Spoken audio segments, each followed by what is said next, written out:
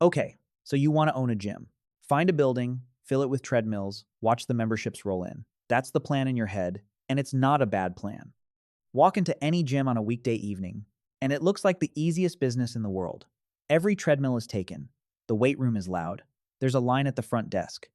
You watch that scene and you think, this place must be printing money. Here's the problem.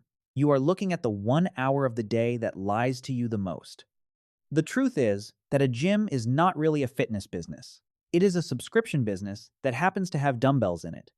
And the moment you understand that difference, everything about how a gym makes money and quietly loses money starts to make sense.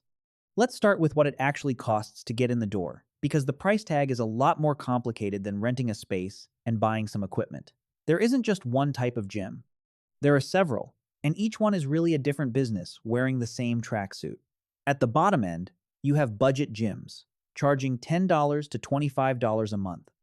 They fill a supermarket-sized building with thousands of members and make their money purely on volume. One location can hold 5,000 to 8,000 members with a skeleton staff.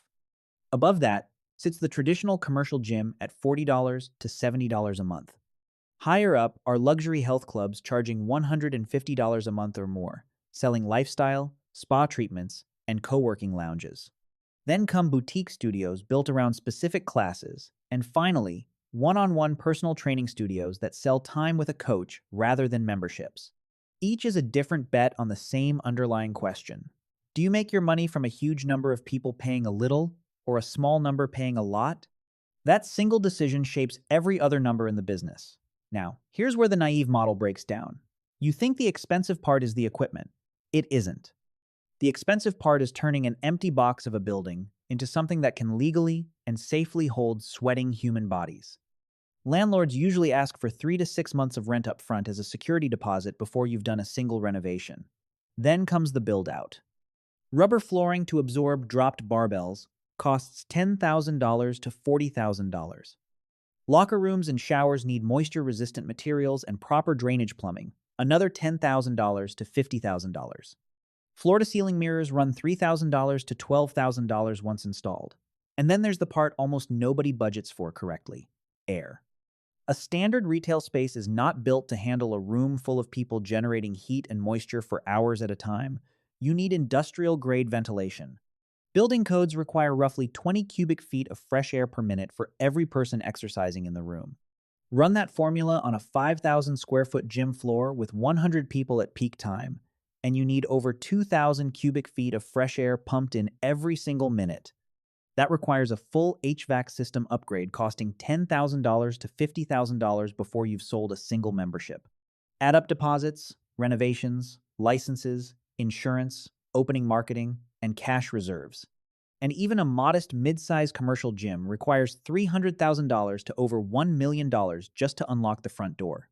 Equipment is the next trap. A single commercial-grade treadmill costs $2,000 to $8,000, and a gym needs 6 to 12 of them. Strength machines run $1,000 to $5,000 each, and a real floor needs 12 to 20. Add power racks, dumbbells, benches, and accessories, and the equipment bill lands between $40,000 and $250,000. Do you buy the equipment outright or lease it? Buying drains your cash reserves right when you need them most. Heavy daily use wears machines down fast. Leasing keeps your cash free, but lease financing can carry interest rates around 8% a year. And if membership dries up and you close the doors, lease payments don't stop. They are contractual obligations that follow you out the door. Either way, you've locked in a large fixed cost every month. Location choice is equally critical. Roughly 80% of a gym's membership base comes from within a 10 to 15-minute drive of the building. That's your entire addressable market. Inside that radius, income levels must match your pricing. High-visibility city storefronts cost $25 to $120 per square foot per year, compared to $12 to $20 in rural areas. Pick the wrong side of that gap, and you've committed to a rent bill your neighborhood cannot supply. Now, we reach the single most important idea in the fitness business. Imagine every person who signs up falls into one of two futures. Member A shows up 3 times a week for a year. Member B shows up twice in January, feels good about themselves, and never returns while still paying every month. Which member is more valuable? It's member B. Member A uses hot water, wears out treadmill belts, needs towels laundered, and takes up floor space during peak hours. Every visit costs real money and capacity. Member B costs the gym almost nothing. No hot water, no wear on equipment, no crowding. Their cost of service is close to zero, while their monthly payment flows straight to profit. Industry data consistently shows that around 2 out of every 3 gym members rarely or never use the gym they pay for. The majority of revenue comes from people not exercising there. This is not an accident. It is the business model. A gym with 6,000 members could never physically fit them on the floor at once. The fire code wouldn't allow it. A floor capped at 250 people would violate code within minutes if even 10% of 7,000 members showed up simultaneously. The gym is selling a statistical bet that most members will not show up. A gym full of daily regulars would need a much bigger, more expensive building with higher utility bills. The forgotten membership, sitting unused in a bank statement, is quietly the most profitable customer a gym can have. Seasonality complicates this. Roughly 12% of annual signups happen in January, driven by New Year's resolutions. Gyms lean into this with discounted joining fees and heavy advertising. But half of new members stop attending within 6 months, and up to 80% of resolution joiners quit by summer. February is the highest risk point where motivation fades. Experienced owners plan cash flows around this, using the January surge to survive quieter summer months. Structure also matters. Independent versus franchise. Franchises offer brand recognition, proven layouts, and group buying power.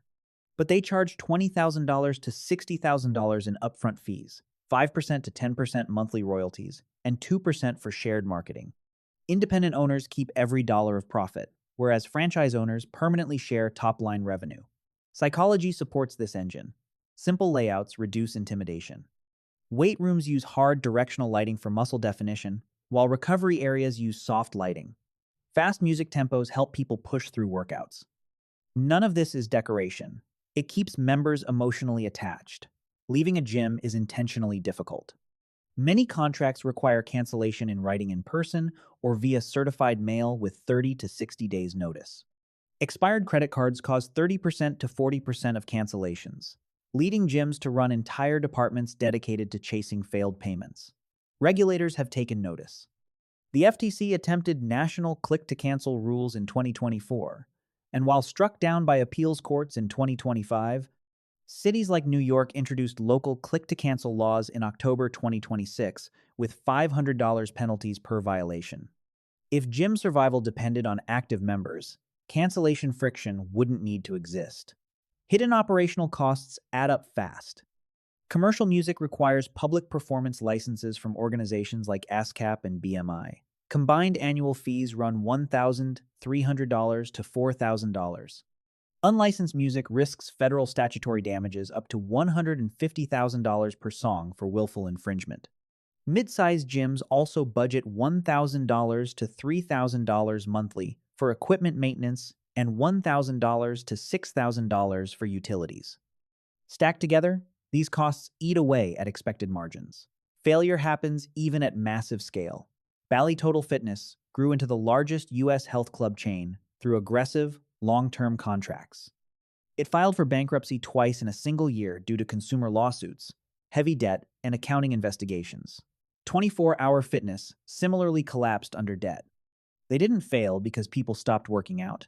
They failed because fixed costs and debt broke away from actual cash flow. The mechanical math is simple. Dues times members minus fixed costs.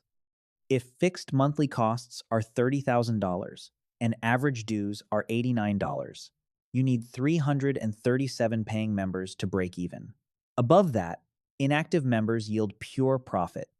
But reaching break even takes 12 to 18 months, burning through capital. Meanwhile, annual member churn sits at 30% to 40%. Losing 5% monthly means acquiring 300 new members a year just to stay even. Personal training adds a crucial second revenue stream. One-on-one trainers capped at 25 sessions a week at $80 an hour hit a $100,000 annual revenue ceiling. Small group training, like 4 clients paying $40 each per hour, generates $160 an hour, breaking the single client ceiling. Trainers take 30% to 50% commission, but personal training remains far more profitable per hour than basic memberships. In an optimistic scenario, a mid-size independent gym generates $500,000 to $1.5 million in revenue with 10% to 20% net margins, netting an owner $70,000 to $180,000 a year. In a realistic bad scenario, high churn, a low-cost competitor nearby, and rising repair costs push margins to single digits or losses. Ultimately, succeeding in the gym business isn't about how many people sign up, it's about how well you can survive on the people who stop showing up.